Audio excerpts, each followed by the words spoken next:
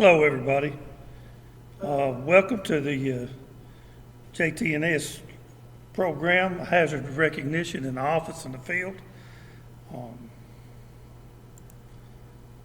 At this time, if you have any near misses, close calls that y'all want to talk about, discuss, very integral part of our presentations from JT&S is people talking about their near misses in-house, trying to prevent other people from making the same mistakes that you've made.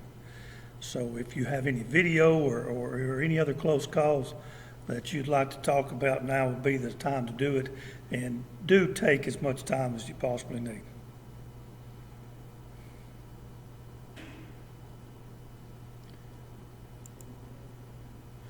Hazard recognition in the office and field. The office and field offers different hazards to employees and different challenges to employers.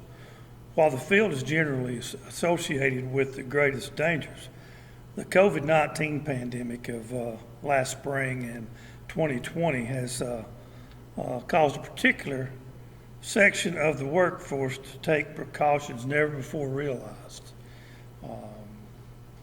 It's just really created a hazard for everyone. Hazard identification is part of the process used to evaluate if any particular situation, item, thing, etc., that may have the potential to cause harm is the definition of hazard recognition. Stuff we deal with daily. By identifying hazards, assessing the risk involved, and controlling or eliminating these hazards or eliminating these risks, the likelihood of illness, injury, or death are greatly reduced. Once hazards are identified, there should be a risk assessment and a determination of the likelihood of injuries based on that assessment. Control measures shall now be put in place to eliminate these risks. Once they're identified, we need to be sure that we know how to attack them to keep from happening again. Once preventive measures, once you come up with those preventive measures and they have been put in place, data should be kept to reinforce that a positive result was obtained. OSHA reporting requirements is a good example of the importance of collecting data and using that data to see that we get a positive result of the information gained from each accident, close call, or mishap. Common office hazards, there's several that we're going to go through each item for a brief explanation of some things that come up in the everyday activities of an office worker. Poor lighting. Poor lighting is a strain on eyes, can cause permanent damage if prolonged exposure exists, and can also affect depth perception, which could create and result in falls and cause injury to co-workers or yourself. Ergonomic hazards, bad posture. Carpal tunnel is a relatively new illness or affliction that has taken place with the prominence of people using computers. It's just something you hardly ever heard of years ago. That's becoming more prominent and it's very serious and affects a lot of people every day of how to do their job. And your mother used to always get on to you about your posture. Stand up straight, sit up straight. When you're young and things like that, it's not as important, but good posture will help you down the road immensely. Extreme temperatures. OSHA recognizes a comfortable temperature differs from person to person. So it's recommended employees keep the thermostat between 68 and 78 degrees. That surprised me that there was that big a difference in the high and low temperature, but given different people's tolerances in the office, or just drive down the road with your wife or spouse. A lot of people have very different comfortable levels of temperature. Manual lifting. Lifting should be Your feet should be shoulder width apart, back straight. Know your limits. Don't try to lift something that could possibly injure you. Get some help. Take some time. Get some help. Do a steady lift. No jerking motion.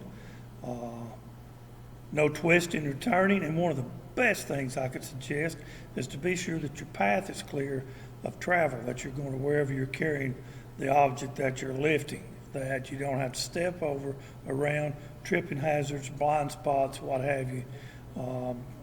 Lots of injuries created throughout the year because of improper lifting and falls while carrying objects.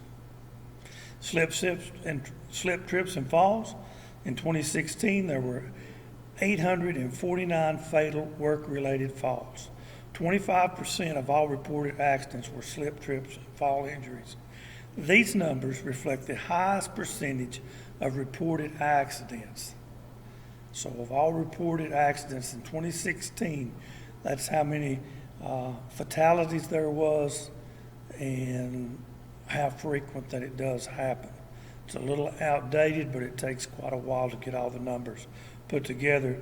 But as a reference, that's probably a normal year that many injuries and fatal accidents due to falling. Electrical hazards in the office. Electrical cords, frayed, cracked insulation. Don't last forever. Sometimes we need to do a little maintenance on those things. Loose receptacles, they also wear out. Anytime in electric you have a bad connection, you're going to build up heat. Overloaded outlets. You know, there's a reason that there's just 2 receptacles in most outlets. You plug the new electric strips or whatever in them and has multiple outlets in it, you're probably going to be getting close to overloading your circuit. So be extremely careful. Contagious illness. Under OSHA health laws, employers owe a duty to maintain a safe workplace. A thin line exists not to infringe employees' confidentiality. Common sense approach equals hand sanitizer, tissues, good hygiene, flu shots, and immunizations are also a good practice. A lot of conversations taking place over immunizations and flu shots. It's your personal preference. You know, this pandemic that we've been involved with over the past year has really hand sanitizer, Clorox mixtures, bleach mixtures to be sure, and to remove all germs and possibility of contamination has really been to the forefront. Fire hazards, damaged power cords. We talked about overloading outlets and power cords. Combustible materials, blocked aisleways and escape routes needs to be left open. Expect the unexpected. Know that we have a safe route of exit in case an emergency takes place, such as fire. Overloaded electrical circuits and equipment, batteries from electronics, overheating of equipment, all that stuff is very, very serious as far as our fire hazards. Chemical hazards. You'd be surprised probably if you went through your office cabinets, even under the cabinets at home. If you looked at these things, you'd be surprised at how many caustic acids and substances we have in our home. Cleaning disinfectants, glue, heavy metals such as mercury, lead, cadmium, aluminum, paint, pesticides, petroleum products. Like I say, I believe you'd be really surprised if you looked. It's a good idea on your medic first aid card if you have one, or just any kind of notes on your refrigerator or close by to have the poison hotline number and people to contact from the manufacturer of these chemicals that we have in our home. Be sure and keep those handy to get help quickly. Stress is a feeling of emotional or physical tension. It can come from an event or thought that makes you feel frustrated, angry, or nervous. It is your body's reaction to challenge or demand. And people react to stress in various different ways. Some people are fortunate enough to just sit back, take a deep breath, and have everything okay. Everybody's not built that way. Everybody doesn't have that comfort level. So stress is definitely, and we can all work together at trying to keep the stress level down from our coworkers and ourselves and our families. Hazards in the field. 24 Wall Street is a publication, and it reviewed fatal injury rates for 72 occupations from the Bureau of Labor Statistics. Rates are based on fatal injuries per 100,000 full-time employees of a particular craft, trade, business, what have you. 1,710 non-fatal injuries and 26 fatal injuries in line workers in the line working industry in 2017. 26 fatalities in 1 year. Way too many. The ranking of the most dangerous by profession, we have number 25 is an electrician. Number 24 is a firefighter. We have power lineman. Electric lineman is rated as the 10th.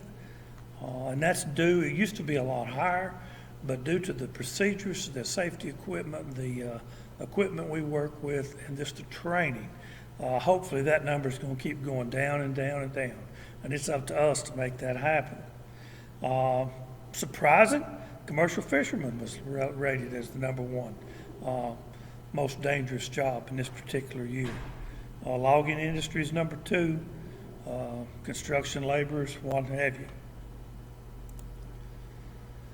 Field hazards that we might encounter are electrocution, falls, fatigue. Fatigue and stormy weather is really something we deal with a lot in our profession. Fires and explosions, mechanical failures, a lot of environmental stress. Lots of stuff going on out here. We work with not only high voltages, but we work with a lot of equipment that's under a lot of stress and strain. Poles are getting taller, wires are getting bigger, just puts more stress on everything. Hazards in the field. We know the definition of hazard. We have all been taught to work safely. We know what to do, the correct way to approach our jobs, and we have the responsibility to not only perform, but teach the trade in a safe and a professional manner. Our employers have given us the tools to perform our job safely, so we must demonstrate that in teaching our up-and-coming linemen, our apprentices, our people. They're watching us, the experienced guys. They're wanting to get where you're at. So you need to set a good example because they're going to be carrying the load eventually. So we need to be sure that we're doing our due diligence as far as the people that we are training. The APPA manual says we are responsible for unsafe situations we encounter. And if we cannot render them safe, we must notify proper personnel to correct situations or stay with the problem until it is safe for the public, our fellow employees, or the integrity of our system. That's something we have to do. We are professionals. That's what we do for a living. If we see something unsafe, we do not have the luxury to turn a blind eye toward it. We must render that safe, stay with it. Everybody that's in this trade long enough is going to find something that's unsafe, and you need to take appropriate action. We have no choice. Hazards in the field. Do we speak up to prevent injuries, or do we just say, hey, what's this? As we spoke about a moment ago, as far as training our young guys, we also need to be alert and watch our people that is experienced people. Sometimes that seems to be when a lot of our accidents happen, is whenever we have trained seasoned workers that just lose sight of the prize, that they take things for granted. This has never happened to me. So we have to be watching out, mindful of everybody. As important as it is for employers to furnish line workers with adequate PPE and the knowledge to use it properly, we must continue to educate the public and the dangers of downed wires and clearance issues. This particular incident was was a picture taken by a crew that went on a hurricane break to a different state, and that three-phase foot off the ground is energized.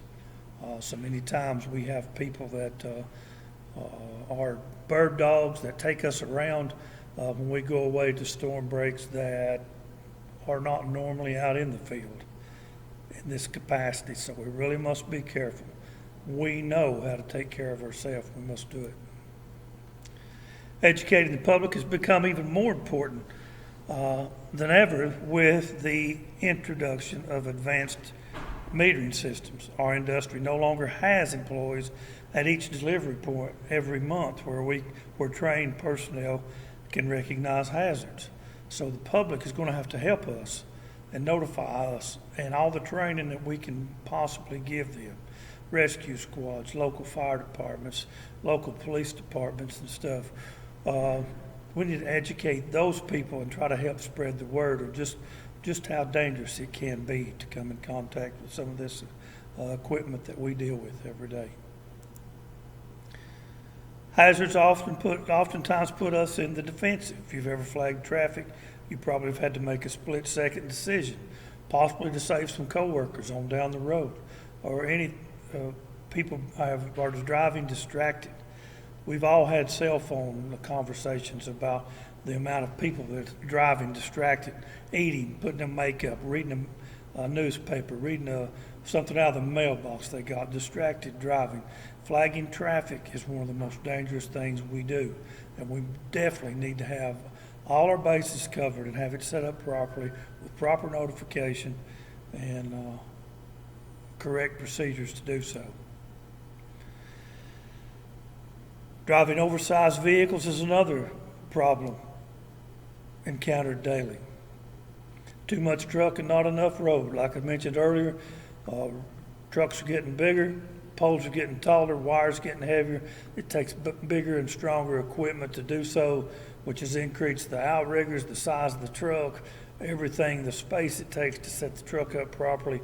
Everything's getting bigger, and it's even more important than ever to follow the manufacturer's instructions on setting up and using a piece of equipment. Always read the owner's manual. Dealing with irate customers in the field and office is a growing problem in today's world. Does your company have a policy? Do you know have you been trained to defuse a situation? Customer, whether you're on their property, they don't think you're supposed to be there, or whether you encounter someone's electric bill they think's wrong. Do you know how to handle that situation? Do you have a policy? Do you take care of each other? Don't be afraid to step in. Cooler heads prevail. Walk away. Get help. We're going to come back with the proper personnel to ensure that we have the right to be there and that we get our job done. But sometimes it's best that we may just diffuse the situation for a brief time. Some states have hands-free laws. Does your company have a policy? Cell phones can be an asset on the job as well as a major distraction. We got to watch out for each other and watch out for the other person. Never expect that the other person is going to do what you think they're going to do. If you do have a CDLs, it doesn't matter state to state. It is a federal law that you do not have a cell phone in use. There is some people that have say there's state exemptions, but I think if you have a CDL license and you look at the federal law, I think you'll find that it's completely hands-free with CDLs. FR and Arcflash clothing is a vital part of our PPE. Do we inspect our clothing daily for frayed edges, tears? Do we follow instructions with the care of the clothing? If we wash our own clothes, a lot of people use laundry service, but sometimes we do it ourselves. The facts are in. FR clothing works. Ask somebody that's been in an ARC situation. They will tell you that ARC ready clothing does work. Patrolling lines on people's property at night or day can be an adventure. Everything from pets to we don't know what people's doing on their property this day and time. I urge you to have meetings with the local law enforcement, things that we can look for, things that we can avoid, things that we can see and recognize to help us and to keep us safe and our fellow employees. So there's lots of things that we can talk about and educate each other as far as our local police departments and things. Communication is key. Housekeeping is important for trucks, warehouse, customers' property. If you walk by something on the ground at the customer's property, you may be a lineman, you may be a foreman, you may be whatever out of the office. Do you walk by and just leave it there? Do we pick it up? It takes everybody. Securing things on trucks. If you got my luck, something falls off a truck, it's not going to hit a older vehicle. It's probably going to hit a brand new car. It's going to cause damage. We need to be sure and conscious and secure everything on the truck before moving. Section 503 of the APPA manual covers operation and inspection of large and small vehicles and defensive driving techniques. If a CDL driver caused this accident in this picture because of some mechanical failure and there's no documented pre-trip or no maintenance records on that vehicle, it's probably not going to turn out real well. There's a certain amount of liability and litigation anyway going to take place, but if you've got documented pre-trip inspections and maintenance records, it's going to go a long ways in your favor. 506.1 in APPA manual gives guidelines as care and use of inspection of tools. Be sure they're in good working order.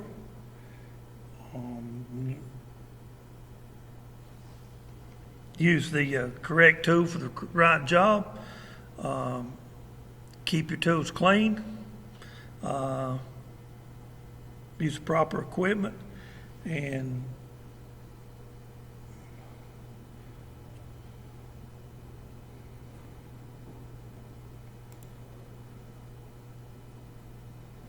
frostbite, hypothermia, heat exhaustion, and heat stroke are just some of the weather-related hazards that outside workers deal with. We work with the same people most every day, so we want to be sure that we recognize differences in behavior, summertime differences in skin color, maybe a quit sweating, all this stuff. We need to pay attention to our coworkers and be sure and help know the proper procedure in case they get too hot, stop sweating, flushed, as well as frostbite and other situations. We're probably going to admit that there's a problem with somebody else before they admit it themselves. Section 501 APPA Safety Manual is a must-read for office employees. It covers many more hazards than this program covers. Also be aware of surroundings, stay alert, never assume others will react the same way as you in a particular situation. Section 500 APPA Manual covers office and field. Highly recommended each outside worker gets familiar with this section at the very least. It is surprising that some menial tasks are in the safety manual. And what does that mean? It means that somebody, somewhere, sometime has done something to cause that particular item to be in this manual. All these rules, attachments are in the manual for a reason. Uh-oh moments, we all have them. That's why we always suggest that we're all in this together. and we watch out for each other. Thank you and be safe.